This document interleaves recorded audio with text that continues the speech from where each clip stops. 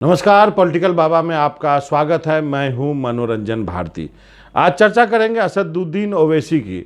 हुआ ये है कि बिहार के गोपालगंज में एक उपचुनाव हुआ और वहां पर जो है आरजेडी जो है बीजेपी से हार गई 1800 वोटों से। हालांकि वो जो सीट थी गोपालगंज की सीट वो बीजेपी की ही थी, तो हम कह सकते हैं बीजेपी ने वो सीट रिटेन की है, लेकिन अंतर जो है जीत का अंतर महज 18 से वोट था।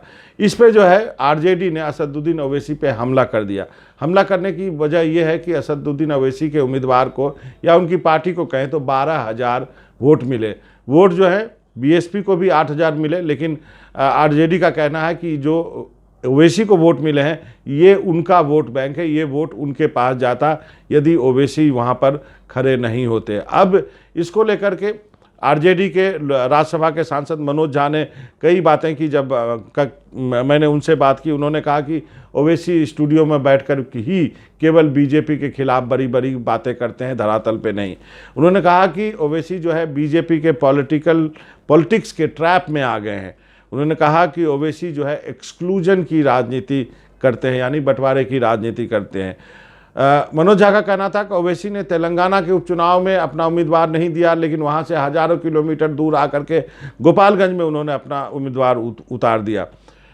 मनोज झा का कहना है कि ओवैसी देखें कि उनकी राजनीति से किसे फायदा हो रहा है और उन्हें अपनी राजनीति की दशा और दिशा दोनों तय करनी पड़ेगी। अब इस बात पर मैंने ओवैसी जी से बात की, ओवैसी जी से मैंने यही सारे सवाल पूछे, तो उन्होंने कहा कि मैं एक स्वतंत्र भारत में रहता हूं और भारत का संविधान मुझे इजाज़त देता है चुनाव लड़ने के लिए, इसलिए मैं गोपालगंज का चुनाव लड़ा। उसके पीछे उन्होंने एक बैकग्राउंड भी बताया कि गोपालगंज के बगल की जो जगह है सिवान, वहाँ पे एक मुस्लिम 8 साल के मुस्लिम लड़के के साथ क्या हुआ था और वो मुद्दा उन्होंने उठाया। ओवैसी साहब का कहना है कि वहाँ के लोगों ने उनको फ़ोन किया कि आप इसमें इंटरवीन कीजिए, और उसके बाद वो वहाँ पर उन्होंने इंटरवीन किया और यही वजह है कि गोपालगंज के मुसलमानों ने उनको वोट दिया है। ओवैसी ने सबसे बड़ी बात ये भी कही कि मैंने गोपालगंज का चुनाव लड़ा, उपचुनाव लड़ा है, मैं गुजरात भी लड़ूंगा और मैं दिल्ली के नगर निगम यानी दिल्ली एमसीडी का भी चुनाव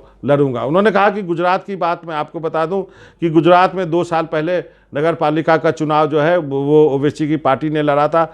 ओवैसी ने अहमदाबाद की जनता को कहा कि अहमदाबाद की जनता ने हमारे कॉरपोरेटर जिताए, 1 साल तक जो है हमारा डिप्टी मेयर गोधरा में रहा और हमारी कोशिश काफ़ी पहले से चल रही है, इसलिए जो है मैं जो है गुजरात का चुनाव तो लड़ूंगा ही।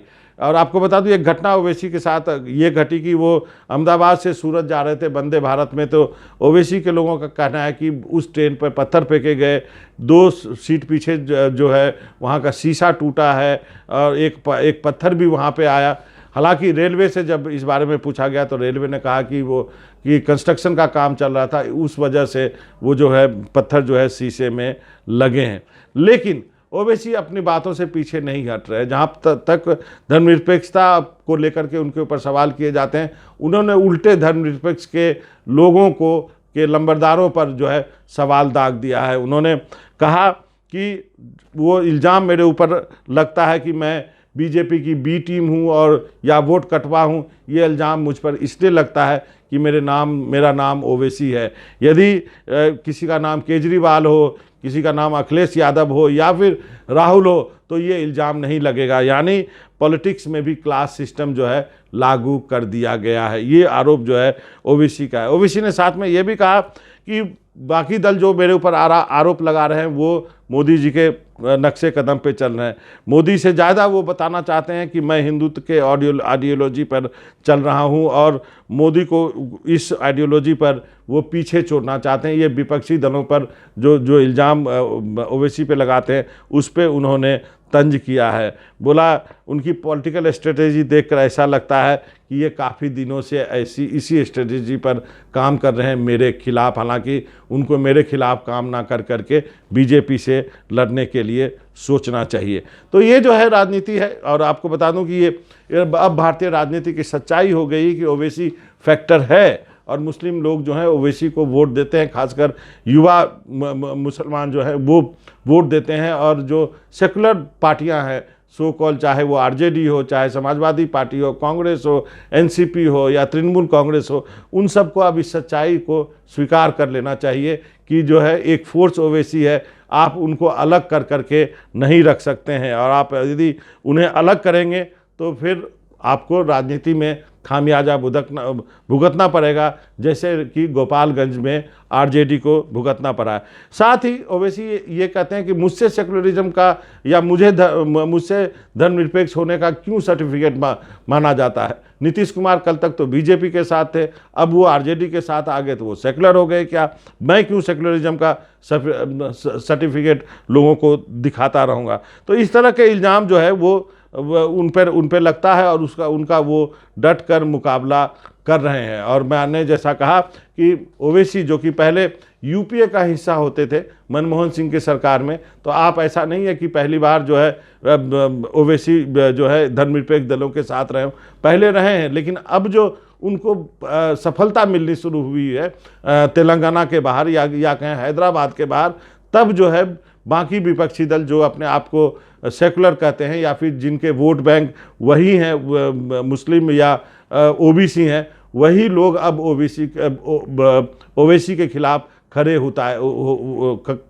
होते दिख रहे हैं। और ये जो है अपने आप में एक नया जो है राजनीति में पहलू है। अब इस पहलू को इन राजनीतिक दलों को, जो धर्मनिरपेक्ष दल अपने आप को कहते हैं, उनको जो है इस पहलू से डील करना होगा, वरना ओवैसी जो है धीरे धीरे करके आगे बढ़ते ही जा रहे हैं, और उनको रोकने के लिए जो है आपको एक अच्छी खासी रणनीति बनानी होगी। जब मैंने उनसे पूछा कि बीजेपी हिमाचल के चुनाव में कह रही है कि जैसे ही हिमाचल में बीजेपी की सरकार बनेगी कॉमन सिविल कोड लागू कर दिया जाएगा, तो ओवैसी जो कि पेशे से बैरिस्टर है, उन्होंने कहा कि सबको मालूम होना चाहिए कि ये जो है यूनिफॉर्म सिविल कोड जो है वो स्टेट सब्जेक्ट नहीं है, और कोई भी राज्य जो है अपने मन से या अपने विधानसभा में पारित करके इसे लागू नहीं कर सकता। इसलिए बीजेपी हिमाचल की जनता को जो है वो बेवकूफ़ बनाना छोड़ दे। यहाँ तक कि उन्होंने कहा कि बीजेपी के लोगों को कि वो भूल गए हैं कि बीजेपी के लोग जो है हिमाचल में एक अधिक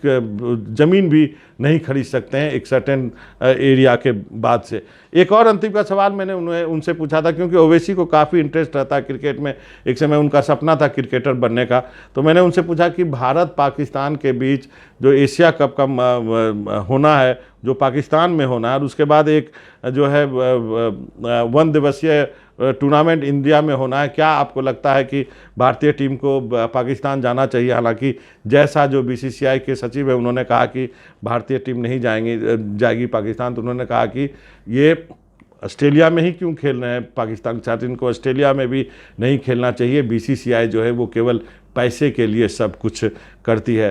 तो ये तो बाकी चीज़ें हो गई, लेकिन यदि राजनीति की बात करूं तो ओवैसी को इतने हल्के में राजनीतिक दलों को नहीं लेना चाहिए। यदि आप ओवैसी को इसी तरह इग्नोर करते रहेंगे, आने वाले चुनाव में भी आप नुकसान उठाते रहेंगे। इसलिए समय रहते जो है कुछ कर लीजिए, कुछ ऐसी रणनीति बना लीजिए कि ओवैसी आपके पाले में रहे और वो वोट ना छिटके जो ओवैसी के पास जाता है, क्योंकि उनके पास एक मास अपील या मुसलमानों में एक अपील तो है ही। पॉलिटिकल बाबा में आज इतना ही। मनोरंजन भारती को इजाज़त दीजिए। नमस्कार।